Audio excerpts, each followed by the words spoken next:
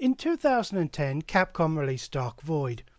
Behind this meaningless generic title is a game with an underused setting, a unique premise, and chases all the trends for the time it came out.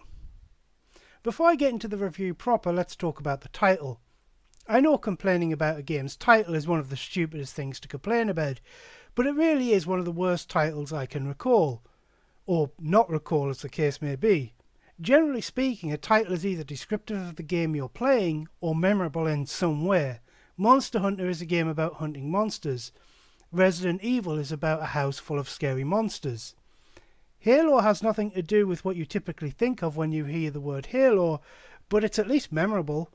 Dark Void is a meaningless title that doesn't tell you anything about the game that you're playing, while also being bland and forgettable. I know it's a minor nitpick, but when I have to Google search Jetpack third-person shooter to remember the name of your game, you've fucked up somewhere. The game is set in the 1930s on the eve of World War II. Our hero's plane crashes on a mysterious island in the Bermuda Triangle and is almost immediately attacked by mysterious robots. Eventually he gets his hands on a jetpack and takes the fight to the robots. It's something straight out of pulp adventure or sci-fi B-movies.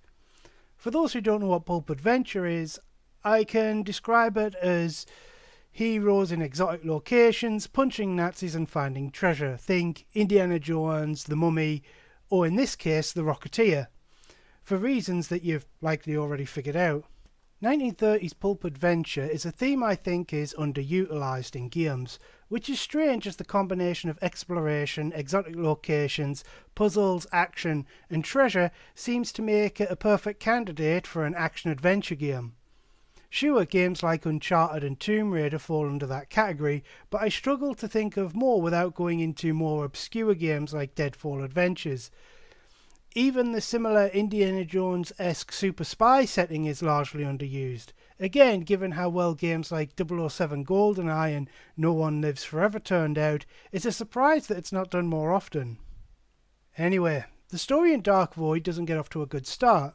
Cutscenes feel rushed as if the game is late for an appointment, but the story itself crawls along at the start with lots of busywork quests that seem to exist as an excuse for tutorials, which I'll get to later. Another problem is the hero. A pulp adventure hero can be many things, from a heroic figure to an arsehole that just happens to be on our side. Whoever they are and whatever they do, they are at least compatible with the spirit of freedom and adventure. The main character in Dark Void is henpecked and pussy-whipped. It didn't work for Uncharted 4 and it doesn't work here.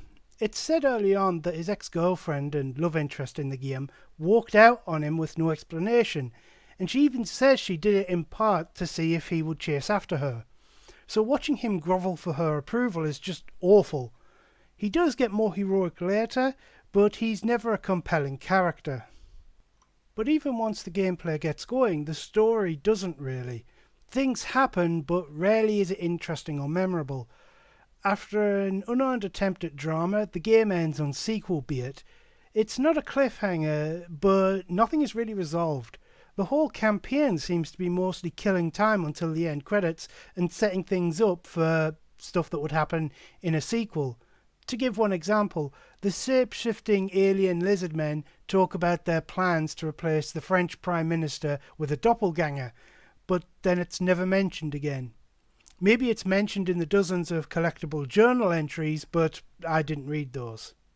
The gameplay is basically divided into two separate modes, a cover-based third-person shooter and jetpack flying gameplay with a few quick-time events thrown in as well. What's cool though is that they're seamlessly woven together. I'll get to that later, but for now I'll talk about them separately. The third-person shooter parts are your typical Gears of War clone that were common around that time. You press a button to stick to cover and occasionally pop out and take pot shots at enemies that are doing the same. Enemies could take a lot of damage before going down, and without any kind of squad mechanics or co-op, you just end up sitting there playing a long-range game of whack-a-mole. This changes once you get good with the melee attack and upgrade weapons a bit, as you can kill off weaker enemies fairly quickly. The weapons are fun to use and have a decent weight to them. They look good, they sound good, and I especially like the assault rifle that looks and sounds like a World War II era anti-robot automatic rifle should. But as good as they aren't enough to elevate the combat beyond merely okay. Unfortunately, there's a few issues with the game. The collision detection might be off. It sometimes felt like some of the shots were going through enemies, though it's hard to know for sure, and it was never enough to ruin the game. Likewise, there isn't much weapon variety. There's only 6 guns, and what's on offer doesn't really differ that much. What I don't understand is why the game had to be a cover-based shooter at all. The jetpacks give a great deal of mobility, and the enemies use projectile-based weapons that you could theoretically dodge. It might have made more sense if the game was about movement and dodging. One useless mechanic I think I should mention is the vertical cover system. I can kind of see what they were going for here.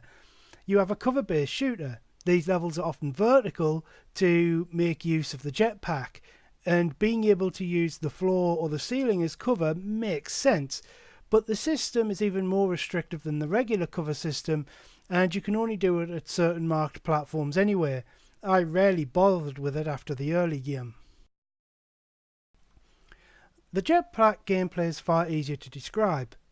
When it comes to flying games, there are basically 2 kinds. Modern ones, where you look at a black dot that represents a plane 30 miles away, you get torn and fire a missile which causes the black dot to disappear 30 seconds later. Or dogfighting games where you awkwardly fly in circles and loops trying to get behind someone long enough to shoot them. This is the latter. For what it's worth, it does it fairly well, being a bit like Star Fox in that you have various stunts you could do by pressing the right stick, so you could turn around quickly or do a roll to dodge attacks. You can also hijack planes, both friendly and enemy.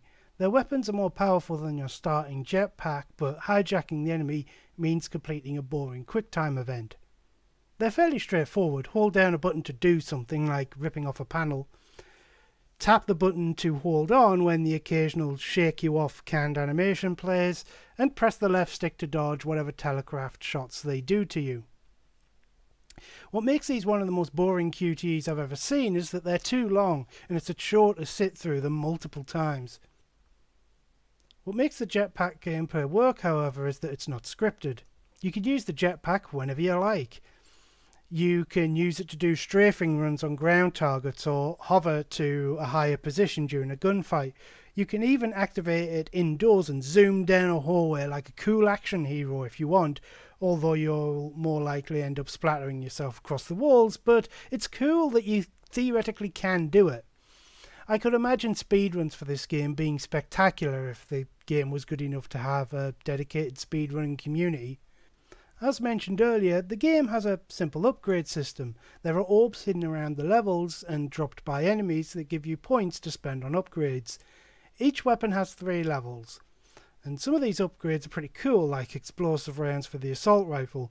The problem is, upgraded weapons are straight up better, and because level 3 upgrades are expensive, it basically locks you into using only a couple of guns from an already small arsenal. I upgraded the starting assault rifle early on, and it carried me through most of the game. The only time I didn't have it was when the game basically forced me to use something else. One of the game's biggest problems is not the story or even the gameplay, but the pacing. It takes a couple of hours to get going. The early game has you running around doing busy work, even taunting you by giving you a mini jetpack that can only hover. This slow start will be bad enough on its own, but when you consider the game takes just shy of 6 hours to complete, that's a third of the playtime wasted running around the jungle. The game is also bad about tutorials. The game starts you off with a flying tutorial, then gives you the hover pack and slowly introduces you to that, then gives you another flying tutorial when you actually get the jetpack proper. What's strange is that there's a good story reason for why you'd be thrown in at the deep end and why you'd be flailing about while trying to get used to the jetpack. It's a one-of-a-kind gadget and its inventor isn't even sure it'll work. And finally, I have to mention the technical problems. I played on PC and it was a pain in the arse to get working. The game often crashes on startup for no reason, and it's so bad that not even a Ctrl-Alt-Delete will save you. I had to edit a config file to set the resolution, since doing so in the game's menus would cause it to crash. Once the game is running, it worked fine for the most part. But if you want to play this and you have the option, I'd stick to playing it on console if you can. So far, it probably sounds like I hate the game, but I don't. It's not bad, it's just average across the board. Individual things about the game are decent, maybe even good, but the game is less than the sum of its parts. I think part of that might be the way it's chasing the trends of its time and is a bold space marine away from the likes of Dark Sector and Quantum Theory in terms of forgettableness.